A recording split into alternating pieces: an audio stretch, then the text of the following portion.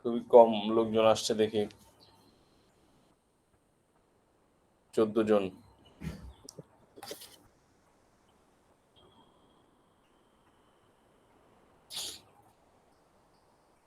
আর অনলাইনে পড়া ভালো বুঝতে পারি না।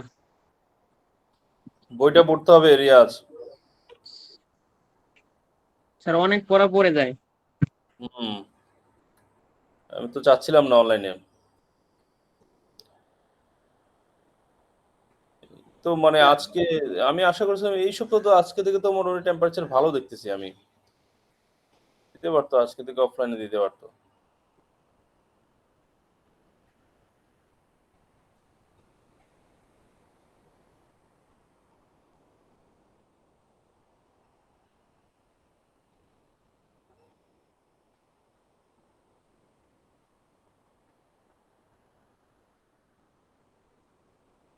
তোমাদের এই পরে কার ক্লাস আছে?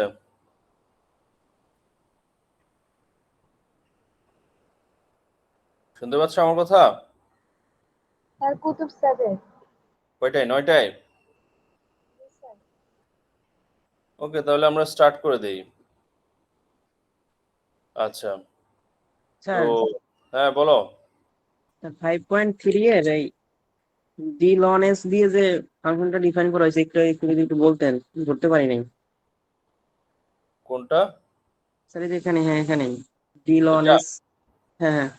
আচ্ছা, এটা কিভাবে ধরা হয়েছে? জি স্যার। আচ্ছা, এটা বেসিক্যালি যেটা বললাম, এটা তো ট্রায়াল সলিউশন, বুঝছো? তো এই ট্রায়াল সলিউশনটা তুমি মানে এখন প্রথমে তোমাকে বুঝতে হবে যে একটা স্টোকাস্টিক ডিফারেনশিয়াল ইকুয়েশনের সলিউশন বলতে কি মিন করি আমি।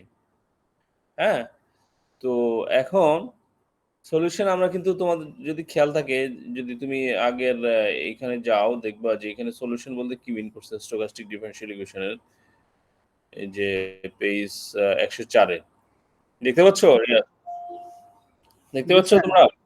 হ্যাঁ, এখানে কি বলা ছিল দেখো, a solution to SDE is a random process. মানে একটা স্টোকাস্টিক ডিফারেনশিয়াল ইকুয়েশনের সলিউশন একটা র্যান্ডম প্রসেস হবে, যার স্টোকাস্টিক ডিফারেনশিয়াল যদি নাও, যে ফর্মুলেশনটা পাবা সেটা গিভেন এসডিই যেটা দেয়া আছে সেটার মতো দেখাবে। মানে তোমার যে গিভেন স্টোকাস্টিক ডিফারেনশিয়াল ইকুয়েশন যেটা দেয়া আছে, মানে সলিউশন যেটা বের করবা তার স্টোকাস্টিক ডিফারেনশিয়াল বের করলে সেটা দেখতে গিভেন এসডিই যেটা তার মতোই দেখাবে। তখন তুমি ওই ওটাকে বলবা তার সলিউশন। তো ওই সেন্সে এখন তুমি, আমরা এখানে এই যে লেফট সাইডে দেখো ডিএস বাই এস ছিল, যে জিওমেট্রিক ব্রাউনিয়ান মোশন, যেটা আমরা বলেছিলাম গত ক্লাসে, যে ডিএক্স বাই এক্স বা ds by s equal to mu dt plus sigma db. এই এই ফর্মের যে কোনো এই ফর্মের ইয়েগুলাকে আমরা বলি যে এই সমস্ত র্যান্ডম প্রসেস এই ফর্মুলেশনটা স্যাটিসফাই করে, তাদেরকে আমরা বলেছি জিওমেট্রিক ব্রাউনিয়ান মোশন। এখন যেহেতু তোমার, আমরা যে স্টক প্রাইসের সাথে মিলিয়ে এটাকে ডিএক্স বাই এক্স না বলে এটা বলেছে ডিএস বাই এস। এখন এই ডিএস বাই এস তুমি যদি দেখো ডিটারমিনিস্টিক কেসে এই ডিএস বাই এসটা কার মানে ডিফারেন্সিয়াল, আমরা দেখি যে তুমি যদি এলন অফ এস ধরো, তা তাকে যদি তুমি ডিফারেন্সিয়েট করো বা তার যদি ডিফারেন্সিয়াল নাও, তাহলে এলএন অফ এস থেকে একটা আসবে 1/s আর একটা আসবে ডিএস। তাহলে এটা দেখতে লেফট সাইডের মতো মনে হয়, লেফট সাইডে যেটা দেয়া আছে এটার মতো মনে হয় ডিএস বাই এস। এই থিঙ্কিং থেকে বেসিক্যালি তোমার এটা থেকেই বেসিক্যালি তোমার এই যে ডিএস বাই এস মানে এই এলএন অফ এসটাকে তার একটা ট্রায়াল সলিউশন হিসেবে ধরা হয়েছে। এখন এই নট নেসেসারি যে ট্রায়াল সলিউশনটা অলওয়েজ সলিউশন হবে।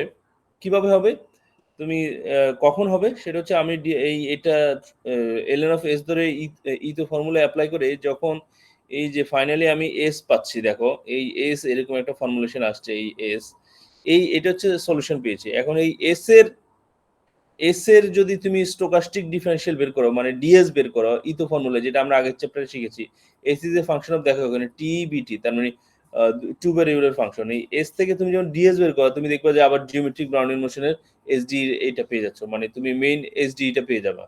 তো এই জন্য এই ক্ষেত্রে আমরা এই যেটা ধরেছি এটাকে আমরা ট্রায়াল সলিউশনটাকে আমরা এটা মনে করছি যে এসটাই আসলে তার সলিউশন।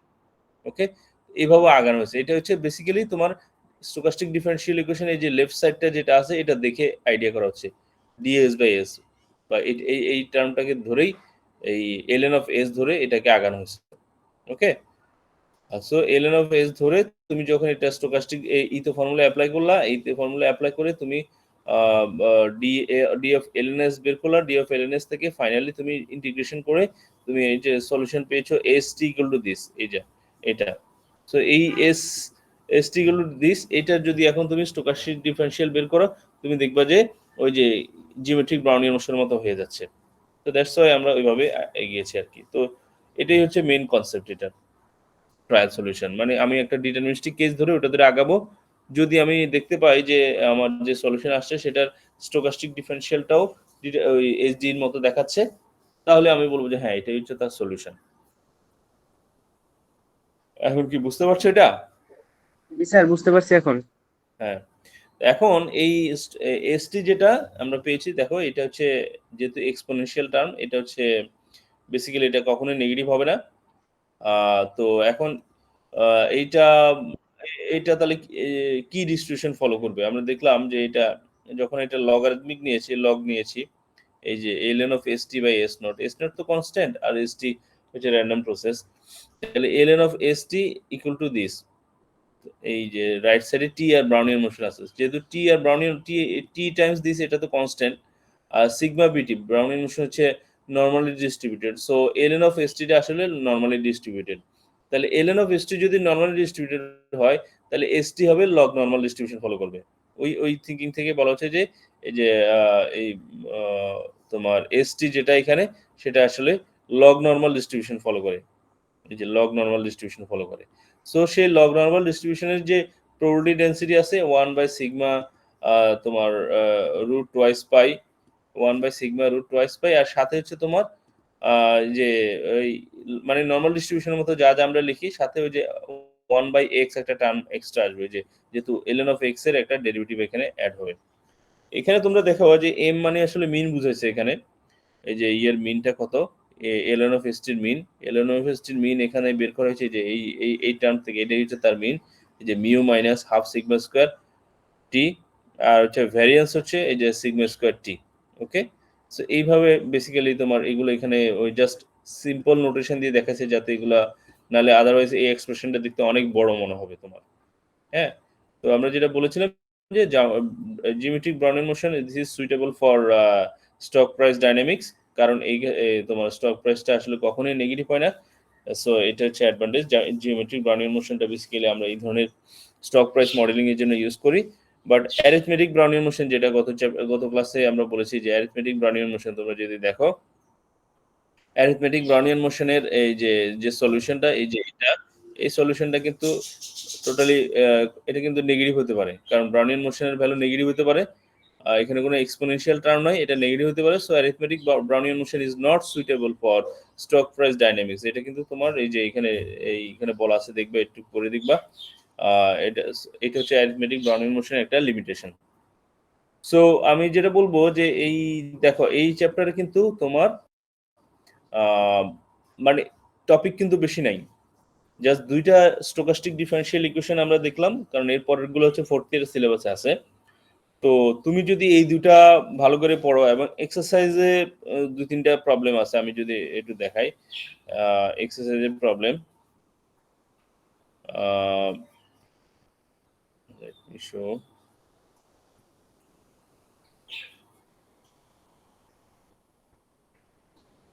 এক্সারসাইজে ধরো তোমরা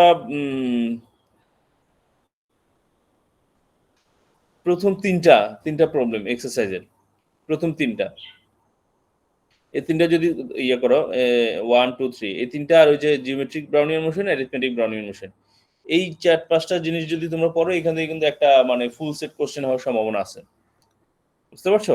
সো ফাইনালের জন্য কিন্তু এই মানে অল্প পড়েই এখান থেকে একটা সেট তুমি কমন পেতে পারো। আমার কথা বুঝতে পারছো তোমরা এভরিওয়ান? স্যার। ওকে, আচ্ছা, এখন আমাদের মোটামুটি এই বইয়ের যতটুকু সিলেবাস আছে এটা শেষ। এখন আমাদের কিন্তু আরেকটা টপিক বাকি আছে, যে নিউমেরিক্যালি আমরা স্টোকাস্টিক ডিফারেনশিয়াল ইকুয়েশন কিভাবে সলভ করতে পারি নিউমেরিক্যালি। তো সেটা ইয়ে করার জন্য আমি তোমাদের দেখবা যে গুগল ক্লাসরুমে একটা আর্টিকেল আমি আপলোড করেছি, গুগল ক্লাসরুমে সেই আর্টিকেলটা হচ্ছে আমি জাস্ট এখন শেয়ার করে একটু দেখো।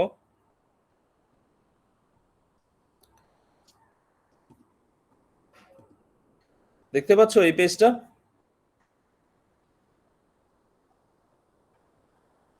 এই পেজটা দেখা যাচ্ছে? দেখো তো। জি স্যার। হ্যাঁ, দেখো এটা একটা article published back in 2001 maybe, but এটা হচ্ছে স্টোকাস্টিক ডিফারেনশিয়াল ইকুয়েশনের নিউমেরিক্যাল সিমুলেশন, মানে নিউমেরিক্যালি স্টোকাস্টিক ডিফারেনশিয়াল ইকুয়েশন কিভাবে সলভ করা যায় এটার জন্য খুবই বেসিক একটা পেপার। যারা এই লাইনে কাজ করবে তাদের জন্য এটা একটা হাইলি রিকমেন্ডেড একটা পেপার। মানে এই পেপারটা যদিও 2001-এ, বাট স্টিল রিলেভেন্ট। এই এই অথরের নাম হচ্ছে ডেসমন্ড হাইহ্যাম। আমি এটা আপলোড করেছি, অথবা তুমি যদি গুগলে এই এই মানে এর নাম দিয়ে সার্চ দাও, টাইটেল দিয়ে, তুমি এটা ফ্রিলি পাবা। হ্যাঁ, তো এটা হচ্ছে কি an algorithmic introduction to numerical simulation of stochastic differential equations. তার মানে বুঝতে পারছো যে নিউমেরিক্যাল সিমুলেশন রিলেটেড এই পেপারটা। এবং এটাতে খুব সিম্পলি, যে আমি তোমাদের মনে থাকার কথা, এখানে অনেকগুলো ম্যাটল্যাব কোড থাকবে এখানে। হ্যাঁ, এবং তোমাদের আমি শুরু দিকে ব্রাউনিয়ান মোশন কিভাবে জেনারেট করতে হয়, ব্রাউনিয়ান মোশনের পাথ কোন একটা ক্লাসে পড়িয়েছিলাম, খেয়াল আছে তোমাদের? Brownian motion path. জি স্যার। হ্যাঁ, সেটা খেয়াল আছে কিনা দেখো, যে আমি অ্যাকচুয়ালি এই কোডটাই তোমাদেরকে দিয়েছিলাম, এই কোডটাই দিয়েছিলাম। এই যে একটা R A N D state define করে, তারপরে যে square root of DT R A N D 1, n, এই যে এটা দিয়ে আসলে কি মিন করেছিলাম, আর এ এন ডি এন মানে হচ্ছে normally distributed random number generate করবে। এই স্টেট এই লাইনটা যদি দাও তাহলে যেটা করবে, সে কে বলতে পারবা এই লাইনটার মানে কি আমরা বলেছিলাম?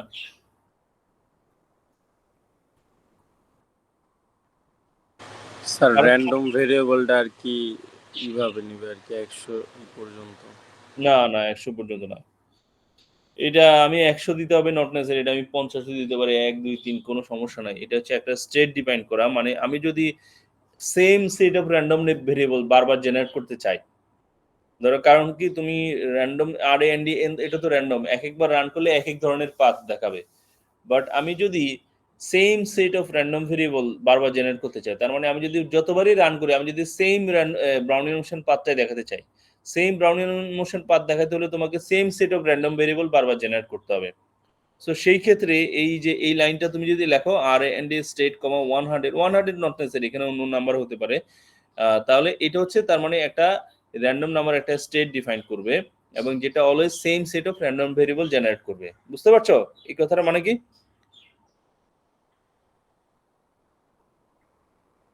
সাইমন, বুঝা গেছে? জি স্যার। হ্যাঁ, মানে তুমি যতবারই রান করবে তখন ওই ডিটারমিনিস্টিকের মতো একই পাথ দেখাবে, যদিও এটা র্যান্ডম।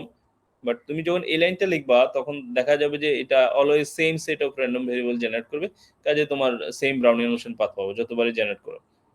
আচ্ছা, তো আমরা এখানে যে টি ক্যাপিটাল টি 1 ধরলাম, নাম্বার অফ সাব ইন্টারভেল এটাকে 500 ভাগে ভাগ করলাম, DT equal to capital T by N, আর ওই যে DW equal to square root, এইটা কেন ধরলাম কেউ বলতে পারবা? এই যে square root of DT R A N D N, R N D N মানে normally distributed random variable, 1, n মানে একটা অ্যারে হবে, এখানে n সংখ্যক নর্মালি ডিস্ট্রিবিউটেড র্যান্ডম ভেরিয়েবল থাকবে। আর এন ডি এন মানে হচ্ছে স্ট্যান্ডার্ড নর্মাল র্যান্ডম ভেরিয়েবল, তার মানে তার মিন 0 আর স্ট্যান্ডার্ড ডেভিয়েশন 1 হবে। এটা হচ্ছে এটা। বাট এটার সাথে আমি স্কোয়ার রুট অফ ডিটি কেন মাল্টিপ্লাই করলাম? কে বলতে পারবা কেন square root of dt multiply করা হলো? স্যার লেন্থ নিছি কি কিসের লেন্থ? ডিটি আর ওই র্যান্ডম ভেরিয়েবলের